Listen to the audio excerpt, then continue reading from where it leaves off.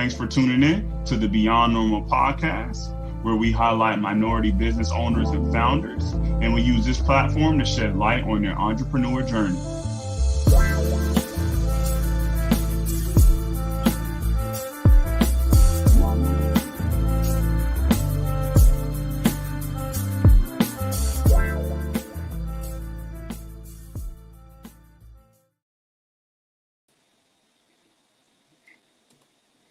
Welcome everybody to another episode of the Beyond Normal podcast. I am your host, Kenny Groom. Excited to have my guest on today. We've been working on this for a while, but before we get into things, just want to shout out our partner, Valure It. Their slogan is, just don't import it. Make sure you Valure it. They're doing incredible things in the import space, offering independently owned craft brands to wholesale buyers around the world. Excited again to have Valure It partnering with us for not one season, but the second season in a row. We're building together, building this community out. Excited to have everybody on joining us today. I see folks are still joining into the room. A couple folks have already chimed in via the chat on YouTube and Facebook. We got you covered. Just want to shout out a couple people so far. Greenhouse Fitness saying dreams come true. Young Kings, that's so true. This conversation here, you guys don't want to miss it. Tell everyone within your network, if they ain't in here, send them that link. Tell them to tap in with us, right? Because we're about to have an amazing conversation. Brooke Sinclair, one of the best podcasts on the internet. We are building something incredible here. We got our special guest. And last but not least, June Harland. She's reaching out to our guests, right? So I'm going to get to our guests in a second, but hi, Jordan, standing by. So without further ado, right, I want to introduce our guest, Jordan GAITHER. He is the founder of Law Pocket, right? The slogan is keep the law where it belongs, in your pocket. That's so cold, that slogan there, guys. But just for a general overview, Law Pocket synthesizes legal information and connects users to attorneys. Really simple but powerful solution in the current times that we're in. But without further ado, let me bring our guest to the stage. Jordan, how are you doing today? I'm doing well, Kenny. How about yourself? Thanks for having me on. Yes. We're going to hop right into it. We got to pop that logo right up there. Want to make sure that we represent for your brand. Let's start out by, I'm gonna pass the mic to you. Tell the folks a little bit around your background, leading up to you becoming a founder. Like, tell us a little bit about Jordan. Yeah, so I'm from Indianapolis, Indiana. Went to Grambling State University, pledged Alpha Phi Alpha there, and then went to Vermont Law School. And it was there in Vermont where I got the idea to do Law Pocket. It was my first semester. I was in a contracts class, and a teacher came in and said, you can do legal technology. It's a thing. And at the time, I was doing really bad my first semester, as, a lot of law students struggle trying to understand, how it works. And I thought to myself, if I'm struggling to understand this, and I've been doing this for X amount of months and reasonably a few years, I know that everybody else is probably having a difficulty. So I took the time, fall 2014 to about summer 2015, to think about different type of solutions that could help. And I was like, you know what? I want to do like the iPhone of the law. Like, you should be able to hit a button or ask a few questions, and you should be able to get an answer or be able to get connected to a legal service provider, being a legal aid, a lawyer, or a solo practitioner or a law firm for that matter, that can help you out with the law. And so I took a class called Legal Hacktivists and started the program, and it kind of just took off from there.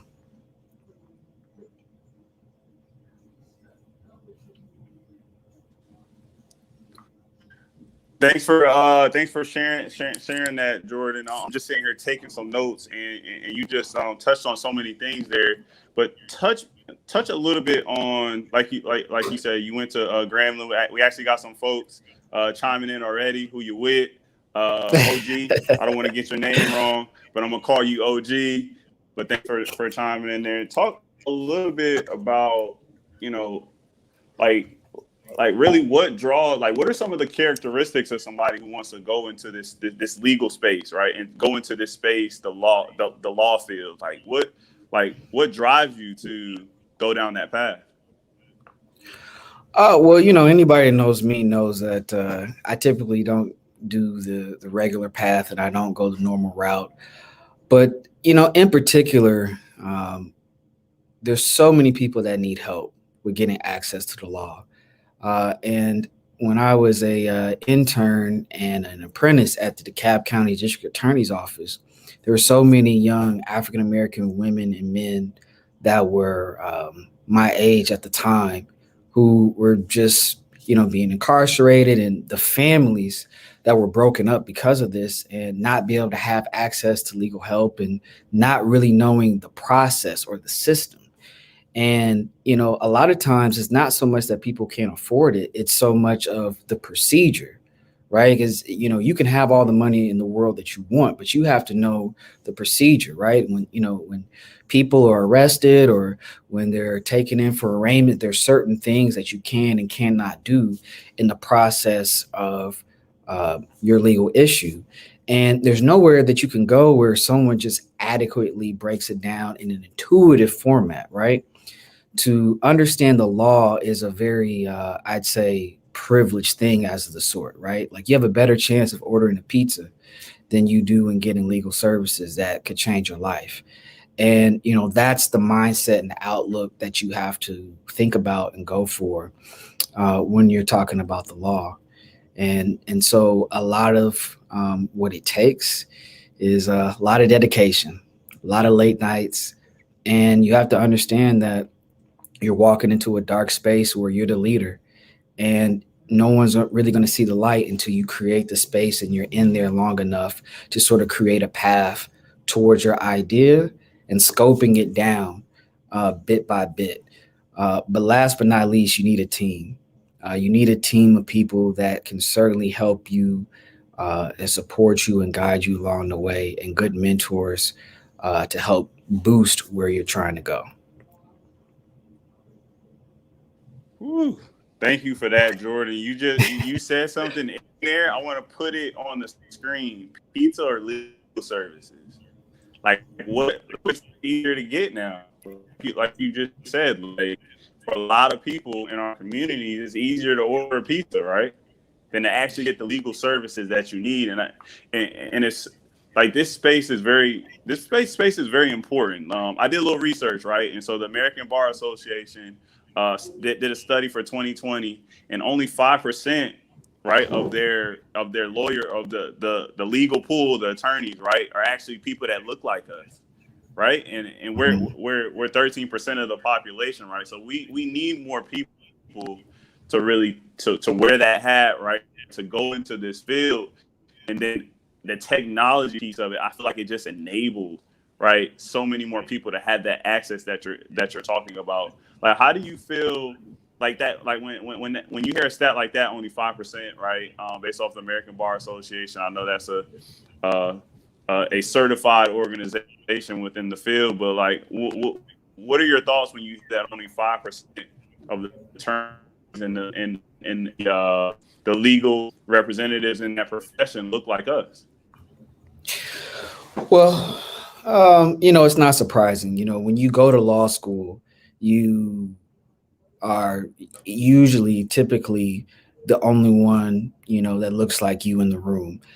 Provided that you go to a historically black college that has a law school, like your Howards and FAMU's and a couple other places. It'll be a little bit different.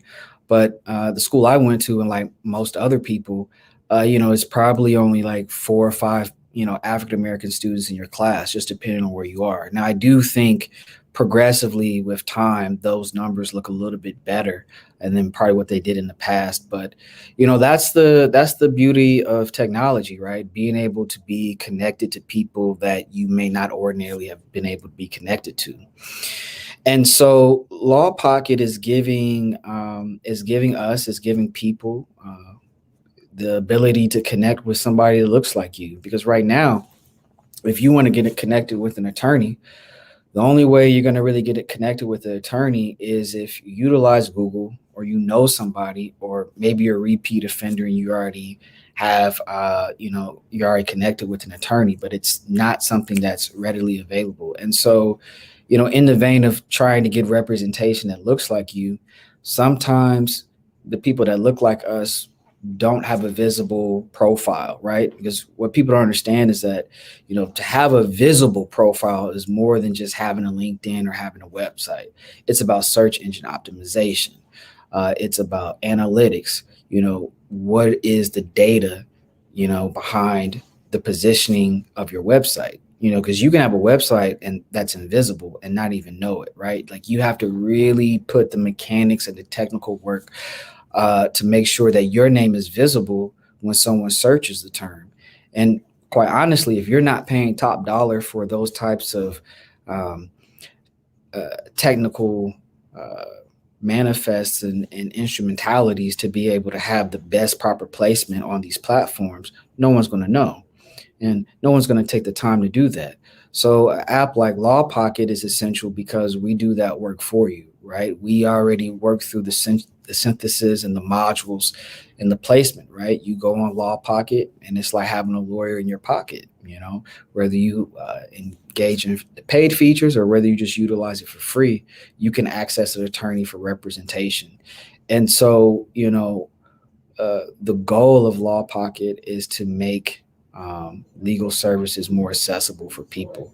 And that also most certainly includes having a stronger representation of minorities and Black and Brown people in the legal space.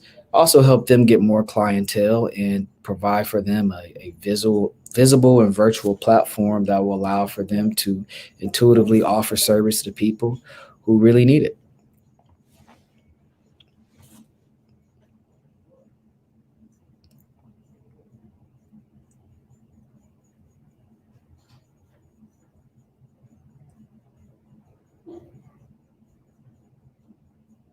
Are you still with us?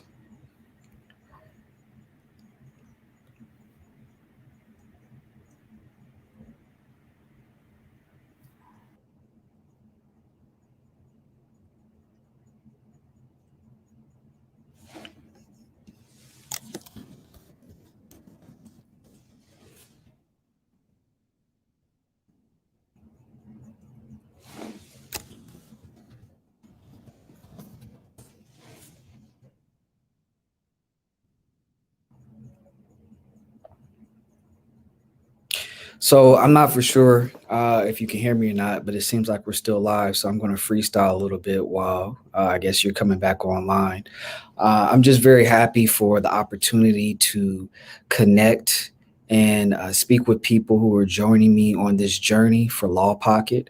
It's been a very long time coming, and I'm excited to have a strong community of people that support this initiative of what it is that we're trying to do.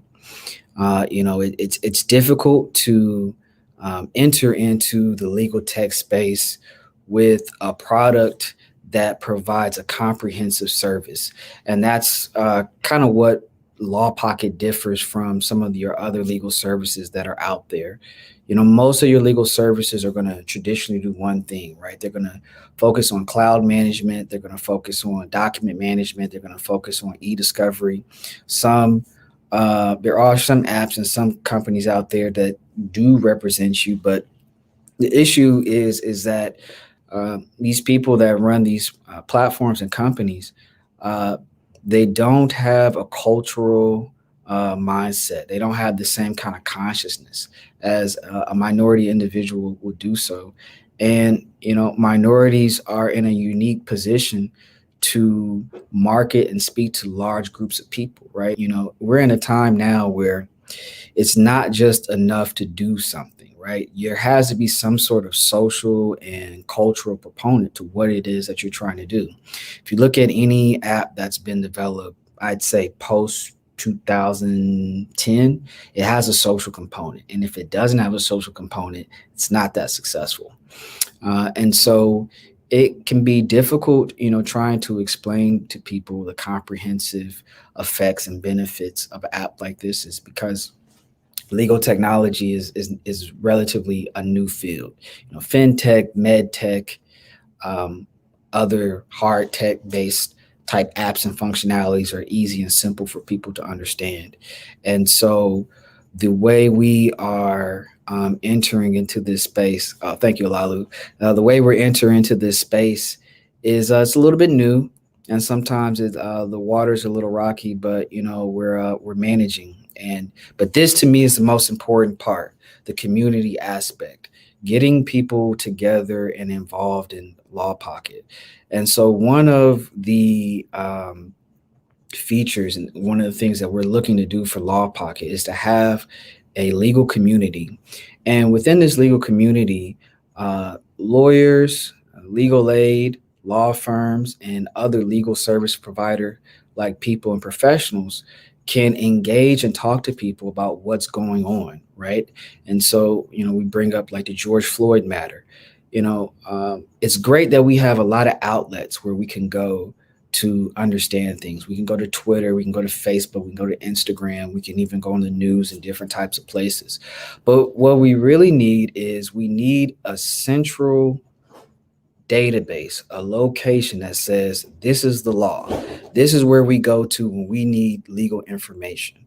We don't really need to go to social media, because when we go to social media, right, we see everything, and that's fine. But when we want to know what's going on in our country or the world for that matter, from a public policy perspective or a legal perspective, we need to know. When we want to laugh and joke and see something, we can go on YouTube or we can go on Instagram or these different platforms, right? If I want to see sports, and go to ESPN. But what about the law? If I want to go to the law, where do I go? Right? And it's privileged. You have to go to somebody. You have to go to some gatekeeper. And we're opening up those gates. We're making it possible for people to get access. And I'm certainly, not complaining, because that's not what I do. But it is important for people to understand the complexities that are involved in taking a task like this up. And for me, what we're doing and how we're approaching Law Pocket is a little bit untraditional. You know, uh, you know, my goal is to market Law Pocket like a mixtape, right? A mixtape sometimes circulates much faster than an album does, because it's free and there's songs and music on there that you already relate to. So you already pick up on the artist. And we've seen people like Drake, J. Cole do that successfully. Well, it's no different in the tech space, right? In order for you to get your product out there, in order for you to get your solution, right, you need to give people something that's familiar, right? And apps and downloading the app, and that's familiar, but what is it after that? And my concern is the social cultural phenomena of, I have a lawyer in my pocket. I don't need to go the traditional route of ads and search engine optimization to get that done. We will do that, of course, but the focus is building a community, not building a brand. I'm not selling you a lifestyle. I'm not trying to replace anything. I'm giving you a resource, providing you an outlet to connect to what it is that you need to get to where you need to go. And as a people and as a community, this is what we need, right? We need to have that access. We need to be able to express what's going on. So we want to be able to foster that community in Law Pocket, because we know everybody can afford services. So hey, people, there are attorneys that have to meet those pro bono service hours. Why not advertise that on Law Pocket? We like to have a lot of different. Okay, I see you're back. Okay, I'm I've been back, gone, bro. Jordan. Okay, I'm back. sorry, I'm I had back. to. I'm back. Technical difficulties. Yeah, My I had team on the to. back end made sure to help me out. Quick Okay. refresh. But what you were just saying there, Jordan, was powerful. So I wanted to sit in the background, give you that space, make sure you get on that soapbox, right? I think that's exactly what this platform is built on, right? Founders like yourself, and you're early on in this process, and like we can see in the comments, right? I can pull up, comment after comment that people are chiming in with. Appreciate the engagement, everybody. But this is something that we really need in our community. And you touched on something there. I think just the idea of having it in your pocket, building that community. I think of education, right? You mentioned there's a process into becoming, getting into the legal space, becoming an attorney, accredited, American Bar Association, things like that. Like what in our community specifically, though, what are some of the the pieces of information that you feel like aren't highlighted or aren't marketed to us enough, right? Because when it comes to legal representation and just some of the things that are rights in this country, it's almost like we may not know enough, but then the people who present it to us or present outlets, it's like, hey, you got to take AP government, right? They present it in that light where it's a little bit more complicated. So could you break it down for us, right, in simple terms, in terms of what are some of the pieces of information that sometimes we need to know about and oftentimes we don't? So just to get it straight, it sounded like you asked two questions. One was about, I guess, more questions about legal representation, and then the other was like the steps to becoming an attorney in law school. Yeah, you got it. Okay, cool. So I'll talk about the steps for law school first, and then I'll go back to the latter of the question.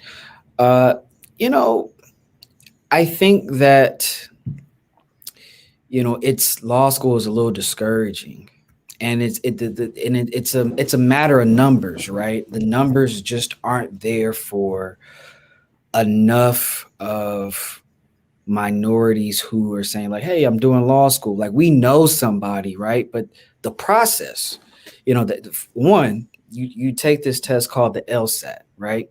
And the LSAT has no indicator as to how good of an attorney you'll be. It's more of a barrier to kind of weed out who really wants it and who really doesn't. And it's very difficult to study for. And, if you don't get a certain score, you're not getting in. So you have to get into law school is it's more about your self-discipline than it is like the exposure. Because a lot of people want to do it, but you know, once you actually sit down and study, and then the money that it takes to have a good tutor, the time, and people just don't have that. And uh, when you're in college, it's hard to have that mindset to say, okay, I'm gonna do this for like my senior year of when I was at Grambling, I was off the grid for like the last two semesters because I was focused on trying to get into law school. And the exam scores that you get on the LSAT aren't that great. Me in particular, I didn't do so well. The LSAT is out of 180 points. You get 120 for walking in the door and signing your name. I got a 131 on my LSAT, which is really low. And I applied everywhere, and a school by the name of Vermont Law School, they reached out. They said, we might have a place for you here. That's why I'm wearing my green blazer. That's my school colors, and I think I look good in it. But and so they gave me opportunity. And the Dean Jefferson said, why should I let you in the school? And I said, well, if you give me 3 words, I'll give you a poem, and I'll let you know that I'm ready to get it. And I said, when you invest in Jordan Gaither, being in your law school, when you look back 5-10 years from now, you're going to say, I'm glad we had that young man, a part of our school. And so, I think there are more programs out there that are allowing and kind of getting the narrative out there for African Americans and minorities to get into law school. But it's more so, are the people around you, are your friends, are your core group, are they doing it, right? Because even if your friends are going to med school or going to be filmmakers or going to get their MFAs or masters and advanced degrees in whatever field, we have to place ourselves in a circle to be successful. So prior to me going to law school, I spent 2 summers as a McNair scholar at the University of Iowa. So I was in a community and I had peers who were, their plans were to actively become doctors and lawyers and things afterwards. So on top of me kind of already wanting to move forward, I was able to communicate and network with these people, and I understood the graduate process. And it's difficult. I had all my friends that know me when I was in school, I had a big calendar on my wall, and I would contact the law schools every day, and every day I would contact the law schools to let them know, like, hey, do I have a chance to get in? And it's like that repetitive dedication, and that repetitive dedication kind of carries over to seeking legal representation, right? Like we have to really hunt down the opportunities and resources that we have, and it also costs money. It costs a lot of money to be able to get your face and name out there, because in the legal world, you can't. The rules for advertisement and marketing and engagement are a little bit different, right? You can't just actively say, "Oh, I'm a lawyer and these are my services," and "Oh, sign up." It's right. There are a lot of ethical rules that kind of deter how you can do that. And the ethical rules also differ per state that you're in. So, being a lawyer in itself has its own barriers, and is really designed to where if you aren't really a part of a community of people that are already kind of pushing and pubbing you to get to where you need to go, it becomes a little difficult. But what we see is that technology evens the platform, right? Like places like social media give young creatives, young entrepreneurs the ability to have a platform of viewership that's a little bit different. So when they're able to go, to a film company like Sony or what have you, or Universal, they can already say, well, hey, we already got traction, we already got viewers. Very similar to what we'll be doing with Law Pocket. Say, hey, we've got YouTube interviews, we have traction on LinkedIn, we have these different things.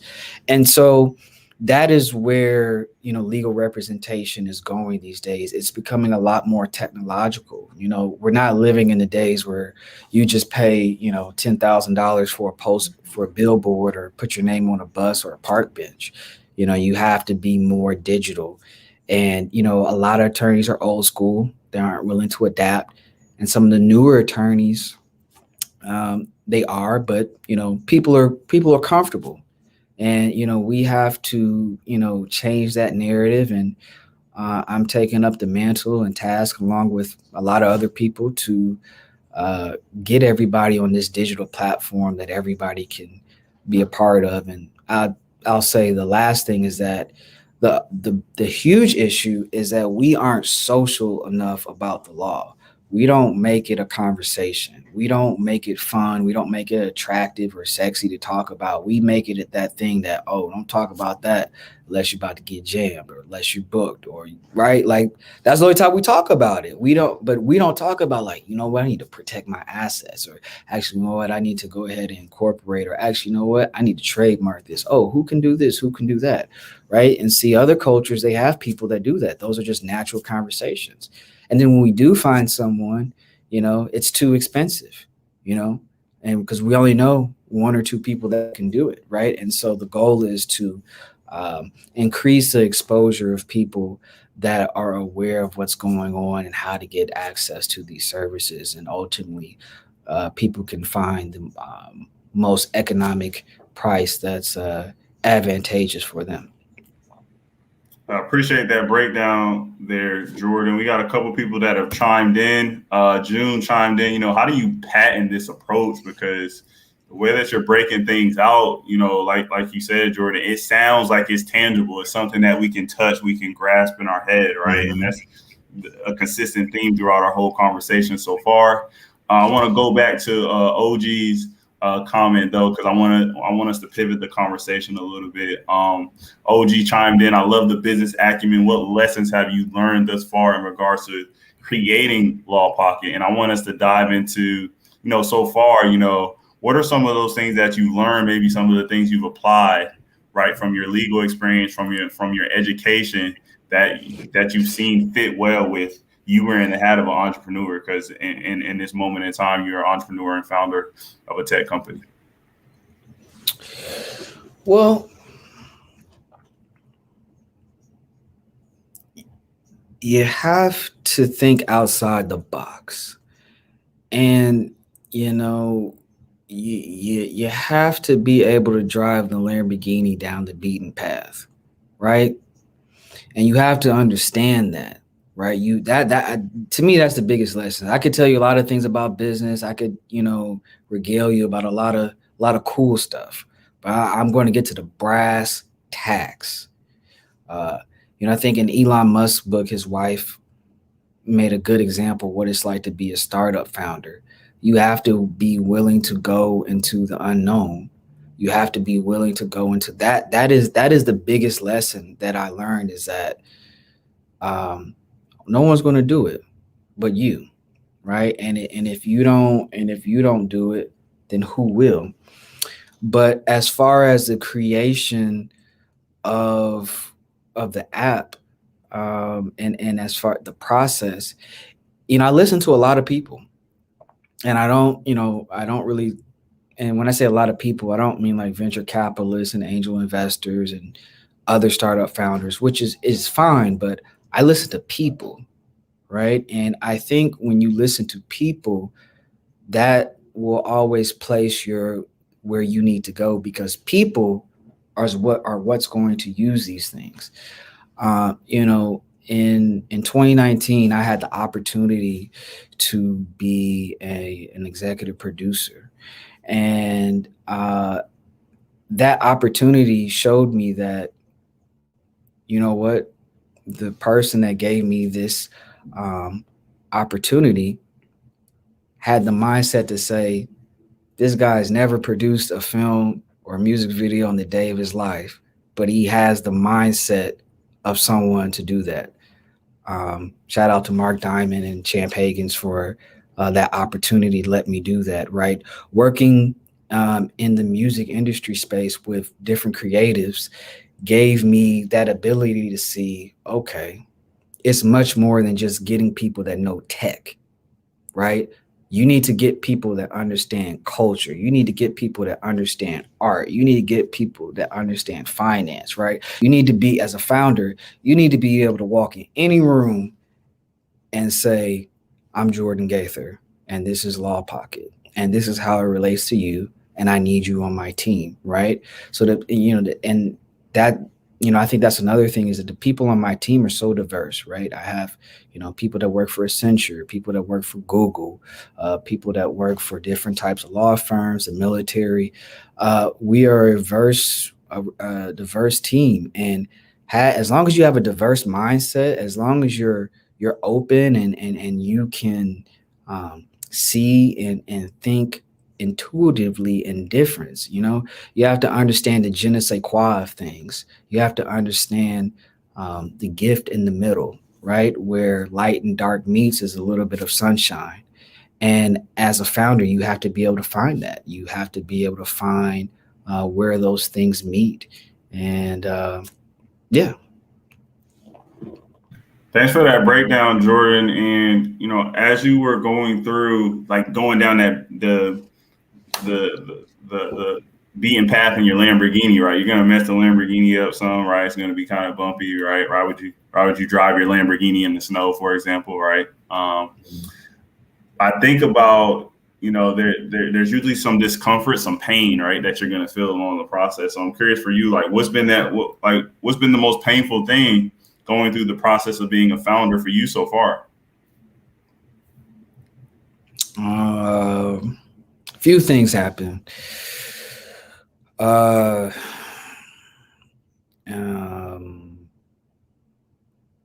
2019, one of my best friends and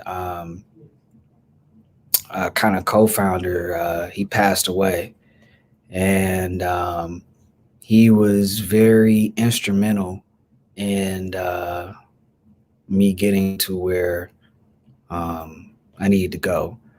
He was a go-to guy, extremely smart, and incredibly tough on me. Super tough. I felt like someone was pledging me all over again. And but he'd always tell me, like, there's no excuses when you're a founder. And so that was hard.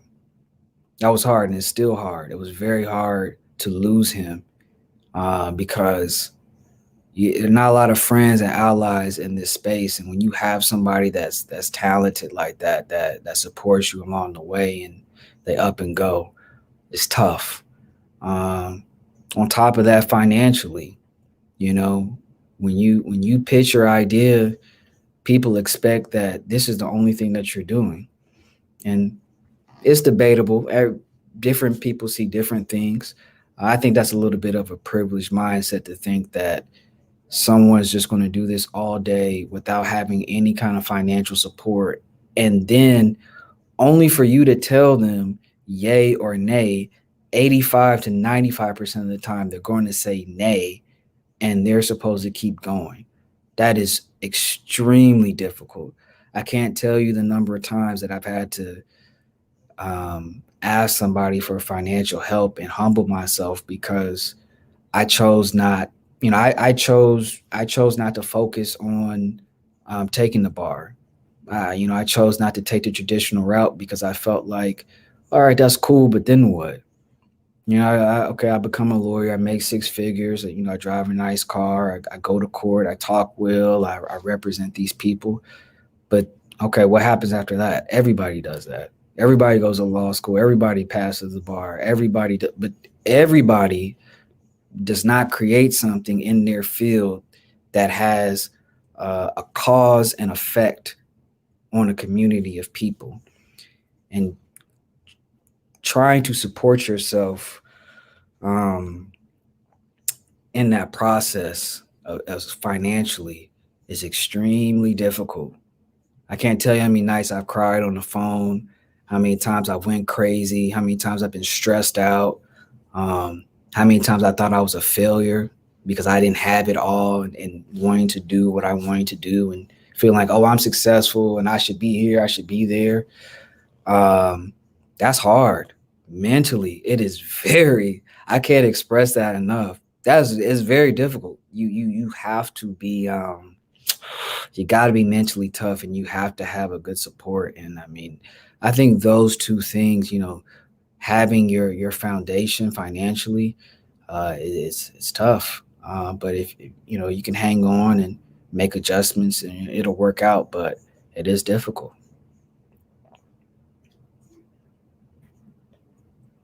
Appreciate that transparency there, Jordan. Like you said, you're going down a path that, in a lot of instances, there's no way to Wikipedia it, right? And see, all right, let me go down a journey and go down a path that has some GPS. Like my GPS knows where it's going, right? This is a road that very little take. So we definitely commend you for going down that path, even in your field. Your field's already selected, right? When it comes to the representation of people that look like us. But you're taking it a step further and saying, all right, how do I build something that really impacts my community? And so the road is not going to be easy. You touched on a lot of things there around losing people that are important in your life. You're still human, right? But you still have to put some of that to the side at times, and then focus on your business, and then the financial piece.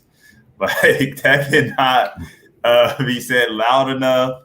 Like we all gotta pay our bills, we all gotta eat. And so Nia actually said something while you were chiming in, period, because what you just spoke about, the whole process of it is really something that I hear from a lot of founders, right? And we always hear around about the glamorized stories, right? But in our instances, in our community, a lot of times we don't get that glamorized, unicorn, $0 to $1 billion story, right? There's going to be some sweat equity that goes into it. Yeah, certainly. So a couple folks have chimed in, OG Clamp. So they're actually segueing me perfectly into our next question. So we actually have a question that is sponsored by our partners over at Valorant Again, Valor is doing some amazing things in the field of import when it comes to craft beverages, not just breweries, but craft beverages in general. But we came up with this idea, right, around Brooke Sinclair, who's been in the audience, around world domination, right?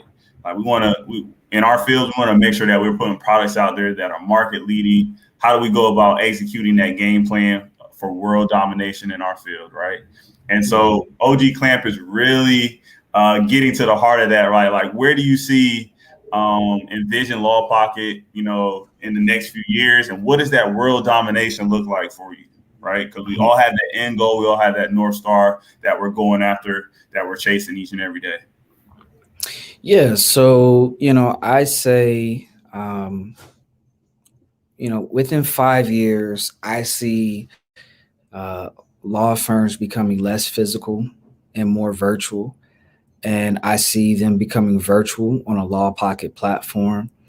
Another thing that we want to do within the next 3 to 5 years are to have law pocket centers and hubs in economically disenfranchised communities and neighborhoods where people can just go and walk in, and it's like a legal clinic, and it would be paid for by Law Pocket, where we would have legal aid and legal staff on tap to answer your legal questions that may happen on community basis. Maybe someone unfairly turned out your lights or your water and you have a dispute about it, or someone just hit your car, or your tenant or your landlord evicted you, or your tenant's not paying, and sometimes those are things that can be mitigated without having to go to court, after people can see what their legal viable options. And so that is my goal, is for, as the years go on, is for us to become more entrenched in the community where Law Pocket is a household name for your legal issues. I'd say next year, I see us definitely being more in the culture and the space of, oh, you need an attorney? Oh, why don't you get on Law Pocket? I'm goal is to have about 10,000 legal service providers by within the year actively utilizing the app, understanding and getting in the mindset that I can use this virtual platform to get access to legal help.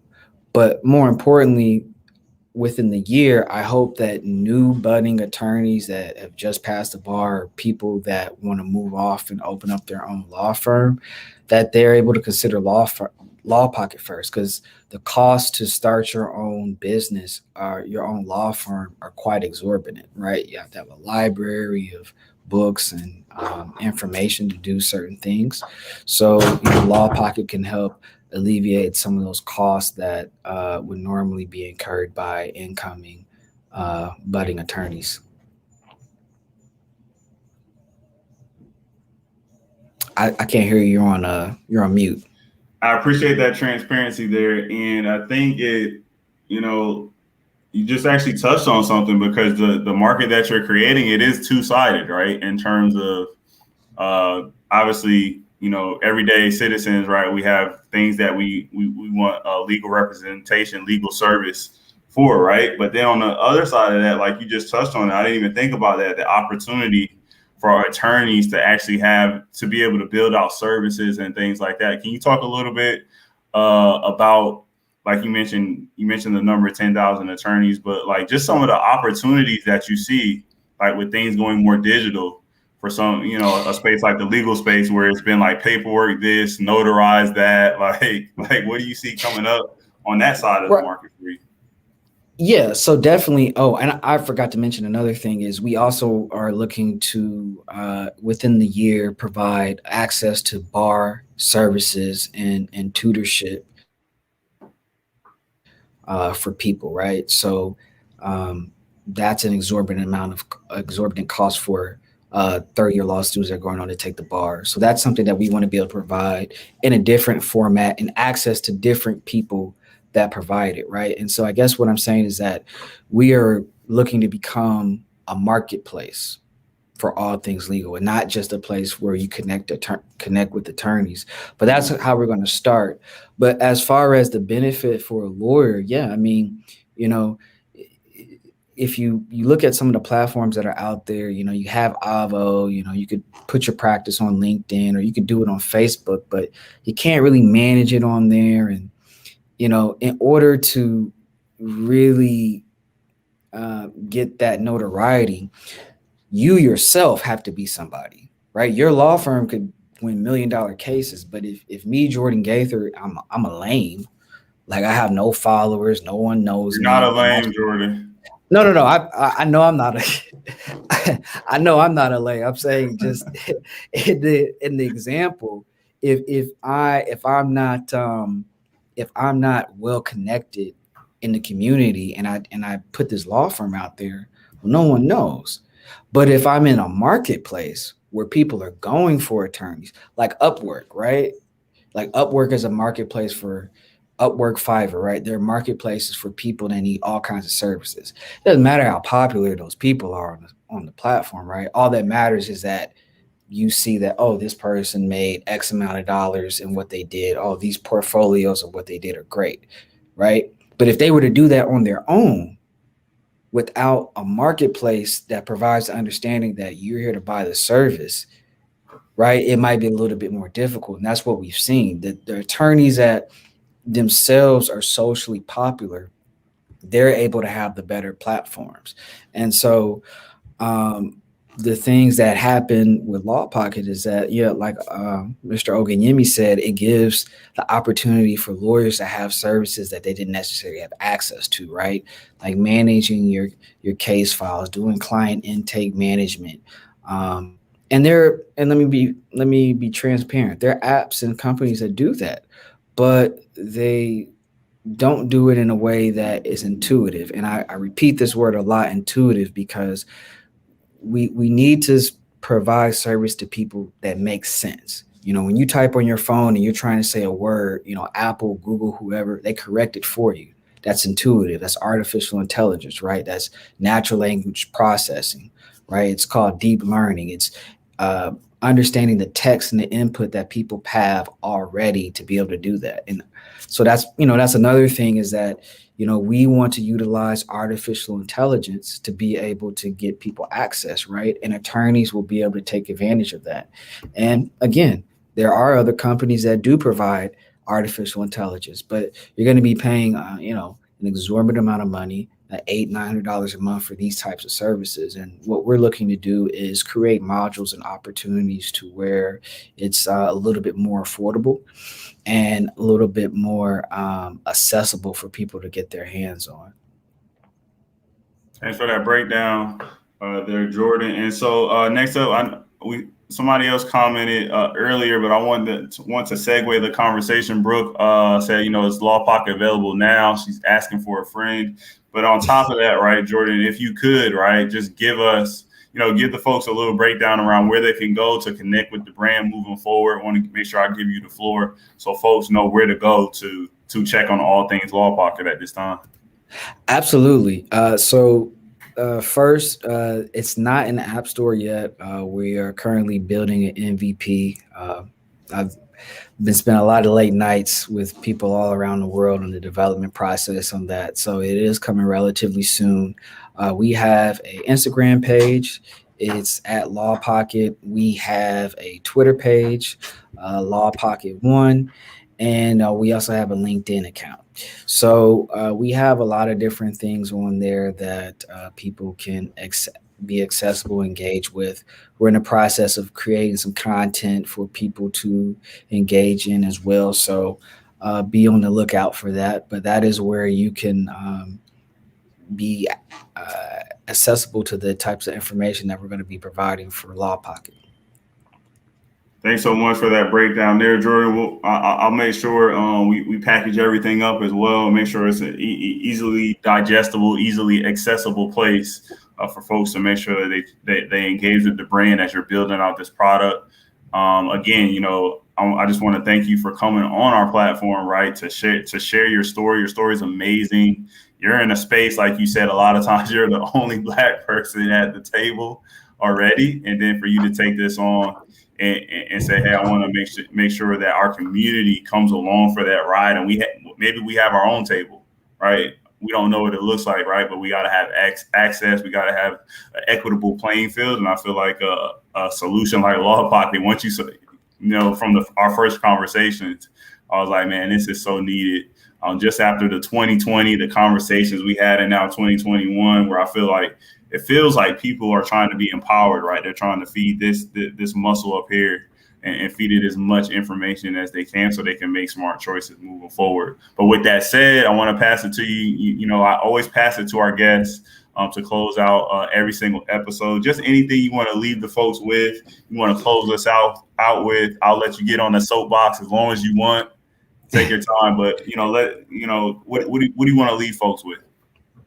I think we covered a lot, but I think I just want to say thank you. I want to say thank you to all of my friends and family that have supported me with Law Pocket. All those Cash Apps and Zelle payments, they didn't go to waste. Thank you so much. When I stay up late till 5 a.m. and somebody texts me, or I can call them, that means a lot. I don't think I could be here. Actually, I know I wouldn't be here without the support of all of you. So I greatly appreciate the love and sponsorship and help that people have given me. I think that's what I really want the takeaway to be, is that it's cool to do these things, but you really got to have people support you, and that's very important. And then if you don't have people that support you, you have to find those people or surround yourself with people who do, because you're only as successful as the people around you. And if you're not around people that are doing successful things, then you need to change your avenue and place yourself in the right channel to tune in into an atmosphere of success. That's what it's really about, is how bad do you want it? What are you willing to undergo? What are you willing to undertake to get yourself to the next level? And that's a team. Having people around you that can give you advice, and they don't have to be tech people, they don't have to be entrepreneurs or businesses, but they just need to be people. They need to be people who have valuable insight, who have your interest best at heart. And so I'm very excited about what we're doing. I was able to show some people some of the test mock-ups of what the MVP is going to look like, and it's very exciting. We've been working really hard, burning the midnight oil, staying up very late in different time zones, making things happen. But this is a very exciting time for us, and I'm just glad that everybody can sort of see the journey from the ground up. And I'd like to say we're a little bit above the ground, not too far from it, but we are in the process of acquiescing to a higher plateau. And this is just exciting, and that's about all I have to say. Thank you so much for everybody tuning in. I am going to start doing some more conversations like this, and so this was very fun. Everybody knows I like to talk a lot, so so I want to get people together, have more conversations about the law, right? And more conversations with different people who are informed about the law, and just see where that goes. Thank you so much for tuning in, and I'll turn it back over to you, Mr. Kenny. I think you just kind of ended it, so I don't even want to add much else. Okay. I want to do the mic drop, okay. All right. Again, I'll close out just by, again, saying thank you for using our platform. The comment section was engaging the entire time. I could tell you have your tribe, right? And it's good to have your tribe in moments like this, where they're asking questions, they're chiming in, right? And we're all learning. I learned so much just by having the people in the comments, right, and helping me segue. A couple of folks actually set up some really good alley-oops for segues for my next question. Is this recorded? Yes, this is recorded. Okay. Yeah. So we're going to be on YouTube. All right. I'll go ahead and kind of break that down, but once we end this broadcast, we're going to be on YouTube. We're going to be on Facebook, folks. For the folks who are still engaging with us, make sure you tell folks about it. We want to make sure that we spread the message. It's good to have these conversations recorded so that we have some playback. I'm actually in the process now. I'm the picture guy in my family. I have picture books full of stuff. I've got recordings. I got video. We got to start making sure that we're capturing these moments, like you said, Jordan, because it's the journey that really matters. Absolutely. So on that note, did you have anything else, Jordan? I didn't. Thank you for having me on here. Yes. So on that note, I just want to say thanks for tuning in, everybody, to the Beyond Normal podcast. Thanks for tuning in to the Beyond Normal podcast. We can be streamed across all major streaming platforms in addition to YouTube. Come back again.